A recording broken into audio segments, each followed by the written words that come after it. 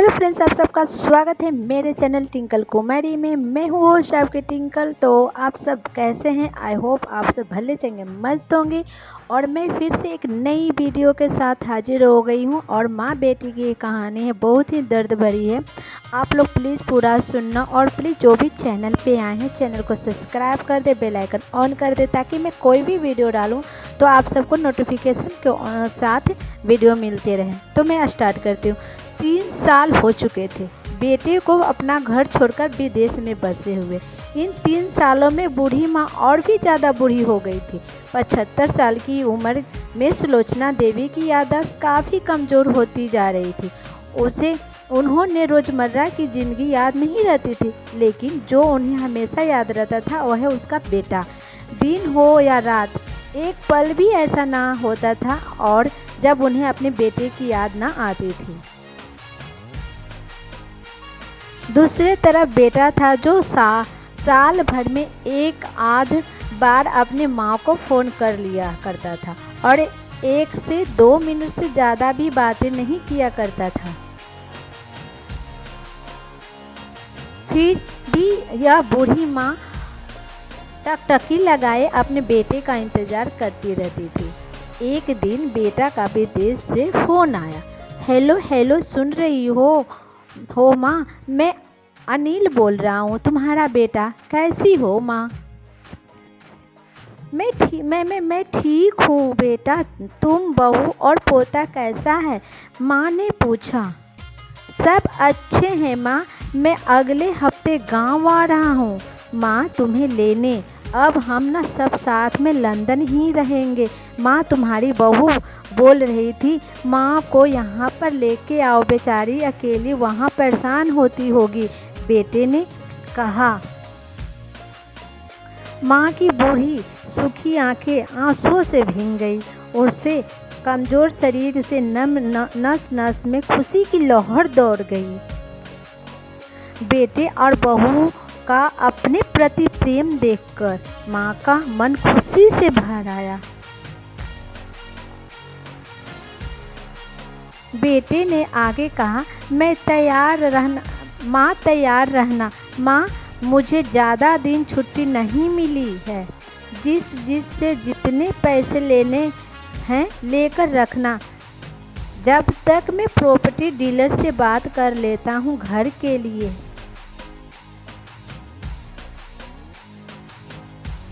हम साथ में ही रहने वाले हैं, तो वहाँ पर घर रहने से कोई मतलब नहीं है माँ, बेटे ने कहा। बुढ़ापे की वजह से ठीक से चलने में असमर्थ माँ ने पूरे मोहल्ले में घूम घूम कर अपनी इस खुशखबरी को सुनाया। सभी को खुशी हुई। सबको लगा माँ जी की आखिरी दिन अपने परिवार के खुशी से बिताएंगे। माँ घर आने से पहले पूरे मोहल्ले में सबसे बोलने लगी।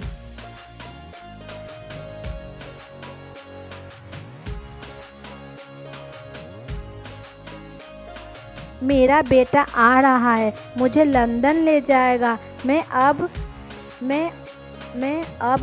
अपने बेटे बहू के साथ में पूरी ज़िंदगी वहीं रहूँगी।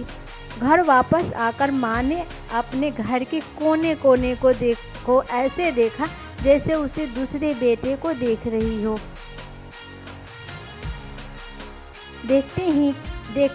देखें मैं क्यों ना उस घर में अपने बेटे से कम थोड़े समझा था।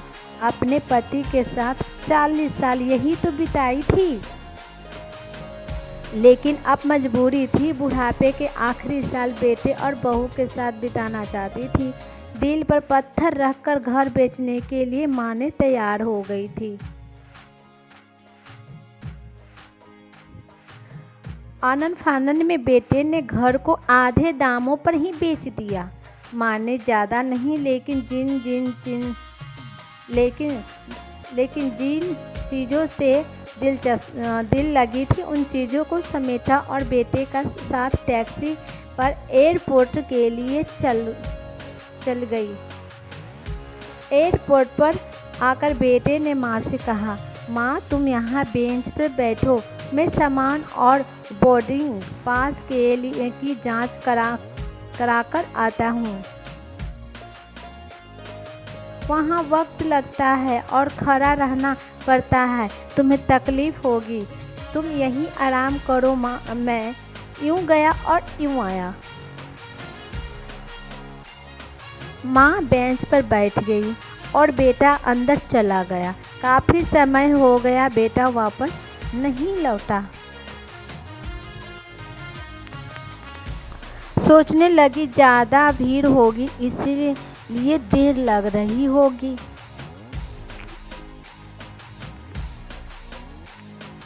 अंधेरा होने आया, अब तो लोगों की चहलकदमी भी कम होने लगी। माँ को अब चिंता होने लगी। एक कर्मचारी ने आकर पूछा, किससे मिलना है माँ जी आपको? यहाँ पर क्यों बैठी हैं? किससे मिलना है माँ जी आपको? यहाँ पर क्यों बैठी हैं?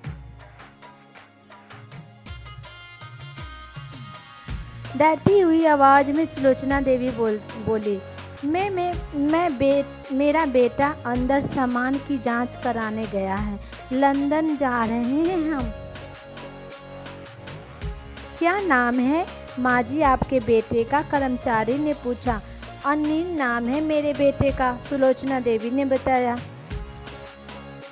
कर्मचारी अंदर गया और थोड़ी देर बाद लौटा। उसने सुलोचना देवी से कहा, माँ जी लंदन वाले फ्लाइट तो दोपहर में ही जा चुकी है।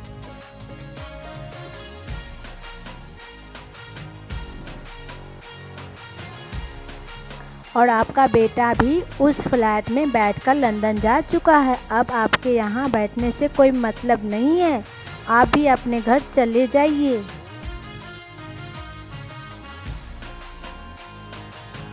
क्या जा चुका है और मैं घर जाऊं? घर माँ की आंखों की से आंसुओं की सैलाब उठने लगी। जैसे तैसे माँ घर पहुंची और पहुंची। अब उसका था ही नहीं, भीग चुका था वो। वही बरामदे में तुलसी के पास सो गई। घर के नए मालिक को उस पर दया आई तो एक कमरा किराए से उनको दे दिया। पेंशन के पैसे से खाना और किराए का बंदोबस्त हो जाता था। दिन बीतते गए। कुछ दिन बाद घर के नए मालिक ने सुलोचना देवी से कहा, माँ जी आप अपने रिश्तेदार के यहाँ जाकर क्यों नहीं रहती हैं? इस उम्र में आपके लिए वही अच्छा होगा। अच्छा तो होगा, लेकिन अगर मेरा बेटा वापस आया तो उसका ख्याल कौन रखेगा? मेरा बेटा बहुत भोला है, उससे अपना ख्याल रखना बिल्कुल नहीं आता है। मैं कहीं नहीं जाऊंगी, क्या पता कब उसने मेरी ज़रूरत पड़ जाएगी। मेरी माँ दोस्तों सच बता रहा हूँ, माँ की ऐसी बातें सुनकर मेरी आंखों में आंसू आ गया। किसी ने सच ही कहा है, पूत कपूत हो सकता है, लेकिन माता कभी कुमाता नहीं हो सकती है। दोस्तों आप सभी को हाथ जोड़कर विनती करती हूँ, अपने माता पिता की ज़िंदगी हो सके तो सेवा करें, उसके साथ कभी बुरा बर्ताव ना करें। तो आप सबको मेरी कहानी आज की कैसे लगी आप सब ज़रूर बताना फ्रेंड्स। तो मिलते हैं। Thank you for watching friends, आप सबको इतने अच्छे से कहानी सुनने के लिए, इतने सपोर्ट देने के लिए। तो फिर मैं मिलूँगी नेक्स्ट वीडियो में नई कहानी के साथ। आप जब तक दीजिए इजाज़त। Thank you, bye bye friends.